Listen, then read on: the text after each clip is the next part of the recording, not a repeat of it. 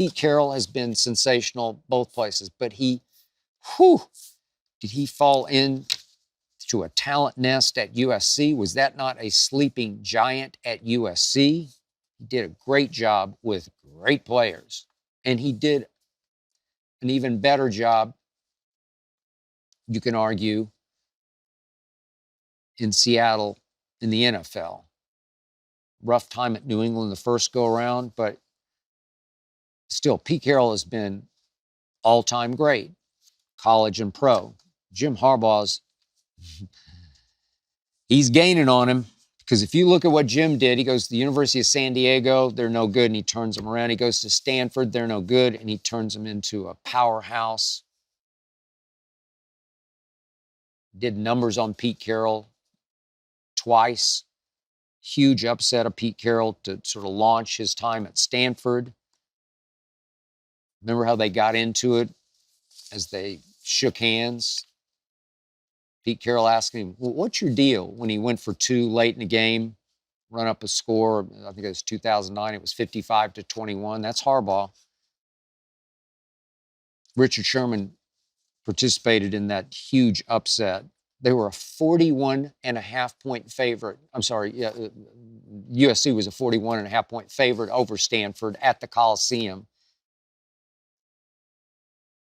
And Stanford pulled it out with Tavita Pritchard at quarterback.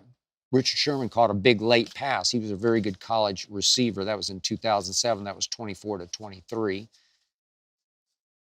Jim Harbaugh announcing his presence. And then he goes to the 49ers. He takes them to 3 straight championship games, took him to the Super Bowl against his brother John and the Baltimore Ravens, because Jim Harbaugh had the vision and the guts to switch quarterbacks in mid-season. He went with this kid, Colin Kaepernick, over Alex Smith, the first pick in the draft. He went with Colin Kaepernick, and was he ever right? I'm not sure Colin would have ever quite been Colin if not for Jim Harbaugh giving him that first opening and shot, believing in him, supporting him, hanging with him all the way home to a Super Bowl in which Colin Kaepernick threw a last-ditch pass to Michael Crabtree in the end zone. I thought it was pass interference, but I guess they're not going to call that. And in the lights went out game, John prevailed over his brother Jim, younger by about a year or so. Jim just turned 60. John is 61.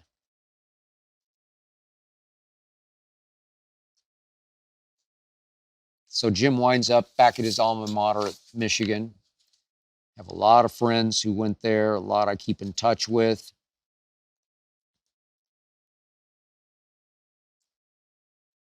Jim can be nutty, can be quirky, be goofy. He is, as Michael Irvin has said on Undisputed, the classic younger brother. Look at me. I need attention. I'm going to do this, so you'll have to look at me. I'm going to do that, so you can't take your eyes off me. Needing, seeking attention, getting attention. I hope you enjoyed that video. You ready for more?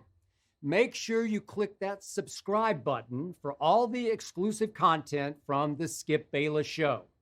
And don't forget to check out the full episode of the show wherever you get your podcasts by clicking the link in the description.